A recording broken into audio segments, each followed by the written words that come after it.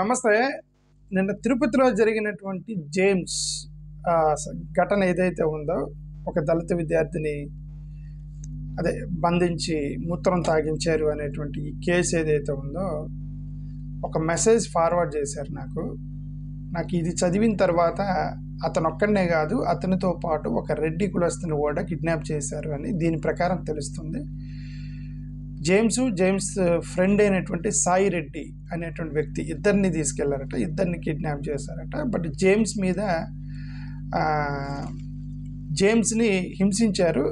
జేమ్స్కి support చేసిన సాయి రెడ్డి అనేటువంటి ఒక రెడ్డి కులస్తుడిని తన చెప్పులు తానే అని అది చదువుతా వినండి. ఓకే, అది నేను మీకోసం చదువుతున్నాను. నాకు వచ్చిన message: Jai Bhim flash flash flash flash.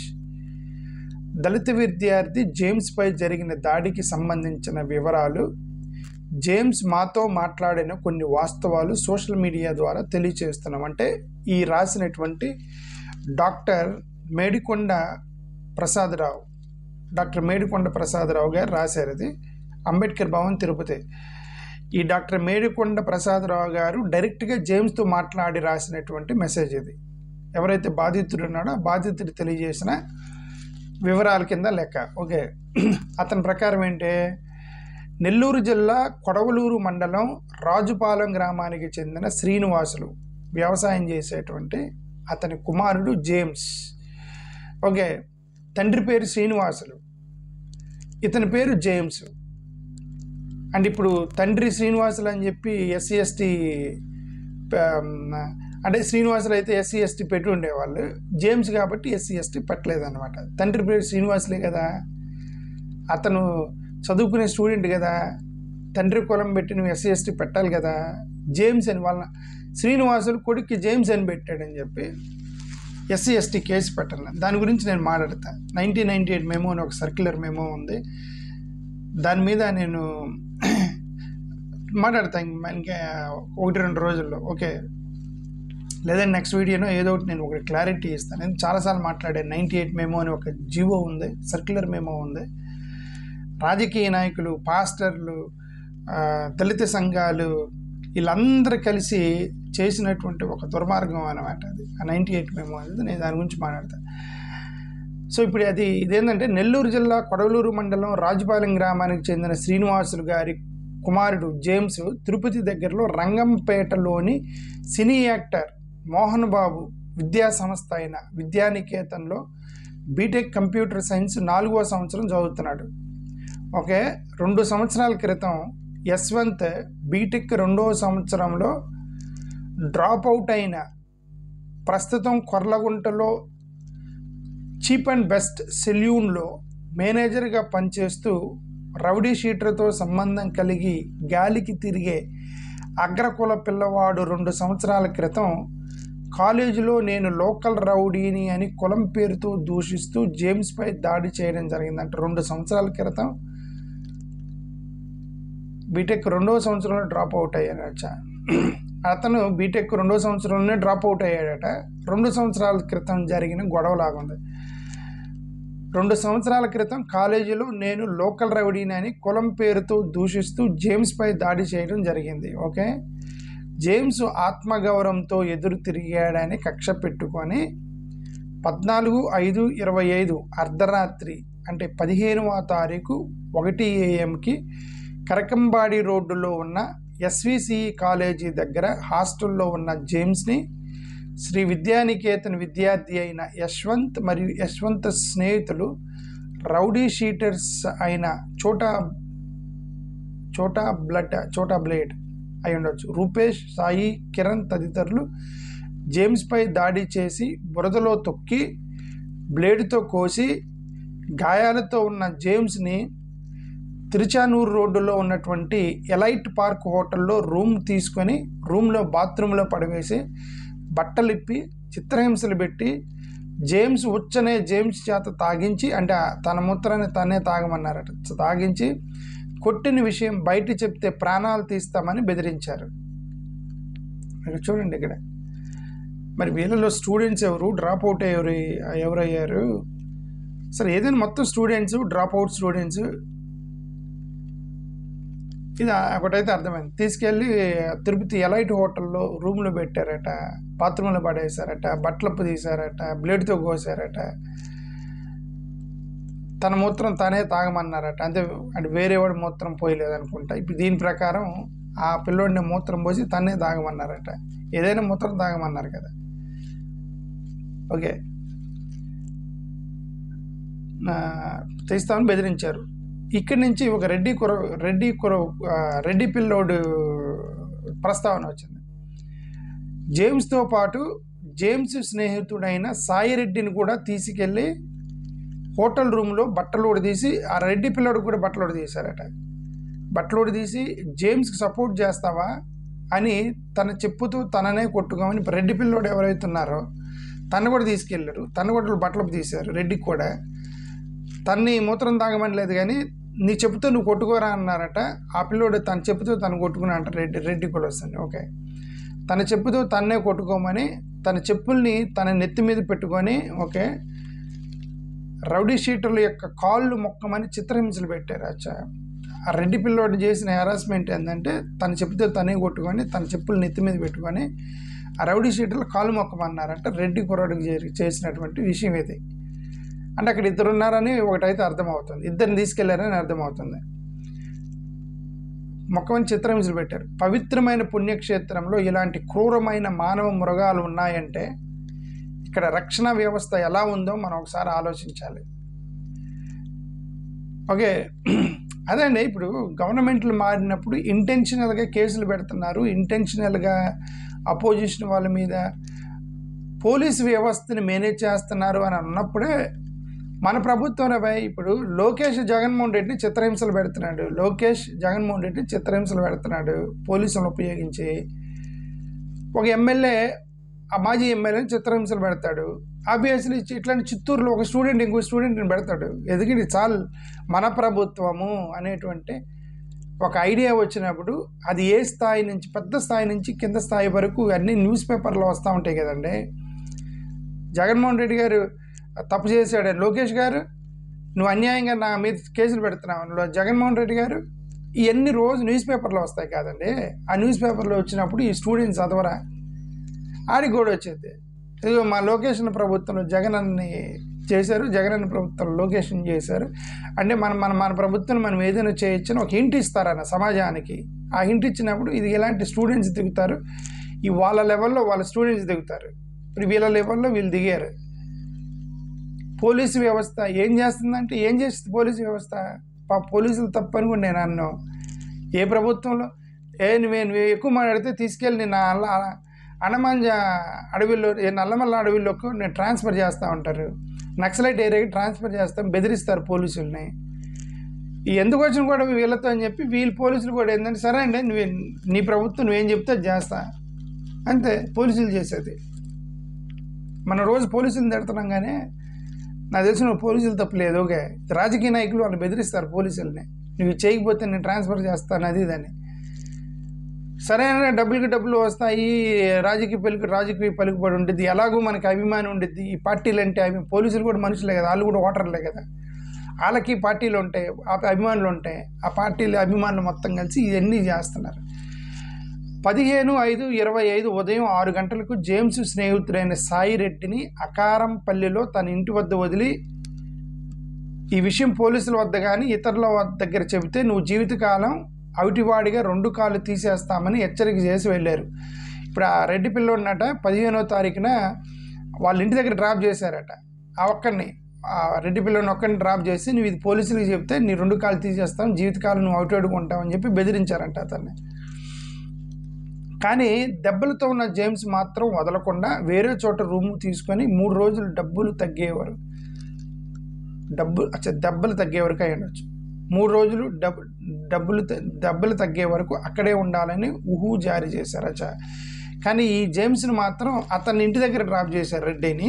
జేమ్స్ని మాత్రం మళ్ళీ ఇంకొక హోటల్ తీసుకొని ఆ రూమ్లు ఉంచి నువ్వు ఆ దెబ్బలు కొట్టారు కదా, ఇది తగ్గేంత వరకు నువ్వు రూమ్లోనే ఉండాలని 3 రోజులు బంధించారంట రూమ్లో అతన్ని.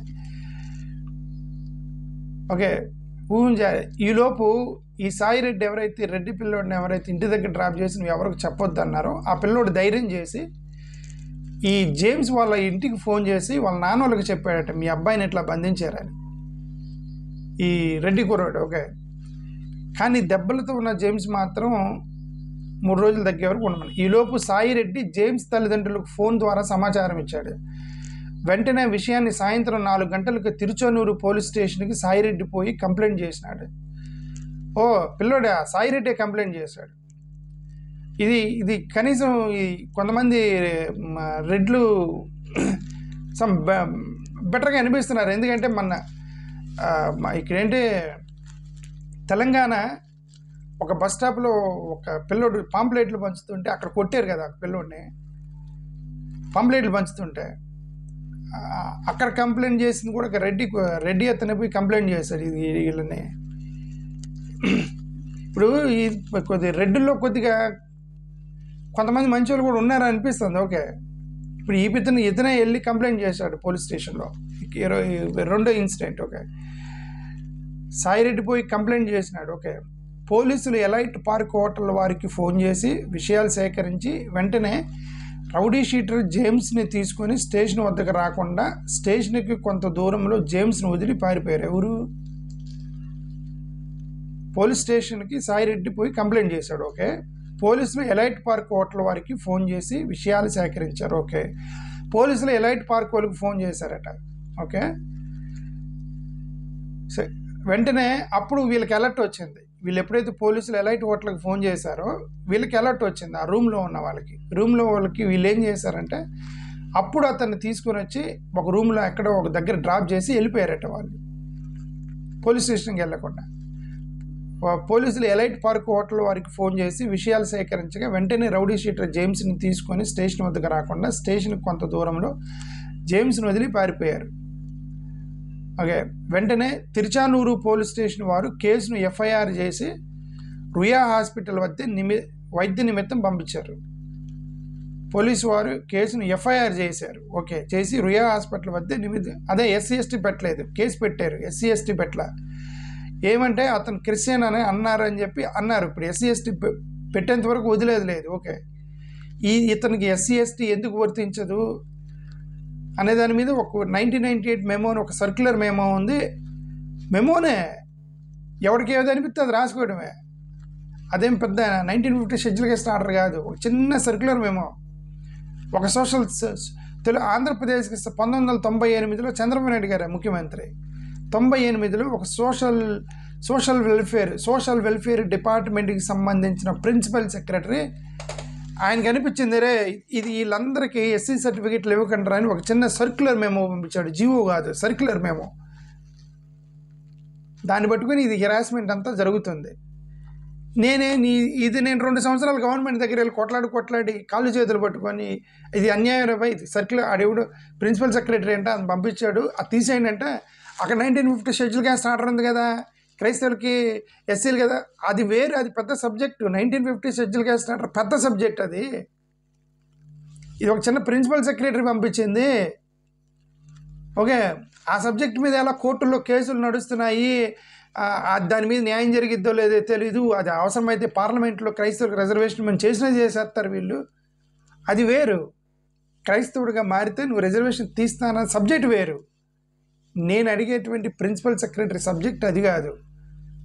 ఆడికి జేమ్స్ అని పేరున్నంత మాత్రాన క్రైస్తవుడిగా ముద్రేసే అధికారం ఎవడిచ్చాడు నీకంటా నేను. ఓకే, ఆ జేమ్స్ అనే పేరుతో ఏ అధికారం ఉందంట. ఈ ప్రిన్సిపల్ సెక్రటరీ 98లో ఇచ్చిన ప్రిన్సిపల్ సెక్రటరీ ఇవన్నీ రాశారు. నేను మీకు ఒకసారి దాని మీద ఒక వీడియో పెడతాను. ఓకే, త్వరలో 1 or 2 డేస్లో. అతను ప్రిన్సిపల్ సెక్రటరీ వాళ్ళ ఇంట్లో బొమ్మలున్నా, చేతికి అదే క్రిస్టియన్ పేర్లున్నా, వాడు క్రిస్మస్ రోజు చర్చికి వెళ్తున్నట్టు కనబడ్డా, వాడు బర్త్డే చేసుకునేటప్పుడు లేదంటే పెళ్ళిళ్ళు చేసుకునేటప్పుడు లేదంటే ఏదో ఫంక్షన్కి పాస్టర్ వచ్చినట్టు కనపడ్డా, ఇవన్నీ ఆధారాలంటే క్రైస్తవుడిగా ఉంటాయని సర్టిఫికేట్ తీసి. వ్యవస్థ లేదు, రూల్స్ లేవు, చట్టాలు లేవు, పోలీస్ స్టేషన్ లేదు, రాజ్యాంగం లేదు, జీవోలకు విలువ ఉండదు, యాక్ట్లకు విలువ ఉండదు. నీకు ఏది అనిపిస్తే దాన్ని ఒక సర్క్యులర్ రూపంలో పంపించడం. నేను అందుకే అందరి బంధకారంలో పెట్టారు వీళ్ళని అనేది. ఇది భారతదేశంలో స్వతంత్రం వచ్చింది కానీ ఒకరికి రాలా, షెడ్యూల్ క్యాస్ట్ వాడికి రాలా. ఇంకా షెడ్యూల్ క్యాస్ట్ వాడికి స్వాతంత్రం రాలా. స్వతంత్ర ఉద్యమం జరగదు. ఎందుకు జరగదంటే ఆ రోజు బ్రిటిష్ వాళ్ళకు తొత్తులని వీళ్ళు ఒకరినొకరు తిట్టుకుంటున్నారు కదా. కాంగ్రెస్ వాళ్ళు బీజేపీ వాళ్ళు కాంగ్రెస్ వాళ్ళని తిట్టుకుంటున్నారు కదా, నువ్వు బ్రిటిష్ వాళ్ళకి తొత్తుగా పనిచేసావని. ఆ తొత్తులు ఇప్పుడు ఎస్సీ ఎస్టీకి సంబంధించిన ఎమ్మెల్యేలు ఎంపీల రూపంలో ఉన్నారు. ఇప్పుడు వాళ్ళు ఆ తొత్తులందరూ ఎస్సీ ఎస్టీలు ఎమ్మెల్యేలు ఎంపీల రూపంలో ఉన్నారు. ఇప్పుడు ఇంత పెద్ద ఇన్సిడెంట్ జరిగితే ఒక ఎస్సీ ఎమ్మెల్యే వీళ్ళు రిప్రజెంట్ చేస్తుంది ఎవరిని? Whom they represent. రిజర్వేషన్ ఎందుకు ఇచ్చారు? ఒక ఎస్సీ ఎమ్మెల్యే ఒక ఎంపీ ఎమ్మెల్యే మాట్లాడాలి కదా, మాట్లాడరా? తెలుగుదేశం ప్రభుత్వంలో సరే వాళ్ళు ప్రభుత్వం అయితే రిప్రజెంట్ చేస్తుంది మమ్మల్ని కదా. కమాన్, తక్కరంగా మళ్ళీ డైవర్ట్ అయిపోయాయి. పోలీసులు ఎలైట్ పరిపాటు ఫోన్ చేయగానే వాళ్ళు వదిలేరు. వెంటనే తిరుచానూరు పోలీస్ స్టేషన్ వారు కేసుని ఎఫ్ఐఆర్ చేసి రోయా హాస్పిటల్ వైద్య నిమిత్తం పంపించారు. జేమ్స్ తల్లిదండ్రులు తిరుపతిలో తన బిడ్డకి రక్షణ ఉండదని నెల్లూరు జిల్లా వాస్తవ్యులు కావడం చేత నెల్లూరు తీసుకెళ్లి హాస్పిటల్లో ట్రీట్మెంట్ చేయిస్తున్నారు. ఓకే, ఈ పరిస్థితులన్నింటినీ చూస్తూ ఉంటే దళితులు బీటెక్ చేసిన ఉన్నత చదువులు చదివినా కూడా కులపరంగా చాలా హీనంగా, చివరికి పనికిరాని రౌడీ షీటర్స్ కూడా చులకన. అంటే కులము మతం అనేది రౌడీ షీటర్కి, డాక్టర్లకి, ఎమ్మెల్యేలకి, ఎంపీలకి ఉండవు. ఇది ఒక పెద్ద కుట్ర. ఈ కుట్ర ఏంటి, ఈ మధ్య వీళ్ళు క్రీమీ లేయర్ అని ఒకటి తీసుకొస్తున్నారు. క్రీమీ లేయర్ అని. ఓకే, అదే ఈక్వాలిటీ, ఈక్విటీ, వీటి గురించి నేను మాట్లాడుతున్నాను. క్రీమీ లేయర్ అని అదొక పెద్ద కుట్ర జరుగుతుంది. క్రీమీ లేయర్ అనేది డాక్టర్ బిఆర్ అంబేద్కర్ వీళ్ళందరికీ మీకు క్రీమీ లేయరు చెత్త చెత్తను తీసిపడేయండి అని అన్నాడు. ఎందుకు? అక్కడ నువ్వు డబ్బులను బట్టి, వ్యవస్థను బట్టి వీళ్ళకి ఎస్సీ ఎస్టీలకి రిజర్వేషన్ ఇచ్చింది సోషల్ ఇంజస్టిస్, సామాజిక అన్యాయం గురించి రిజర్వేషన్స్ ఇచ్చాము.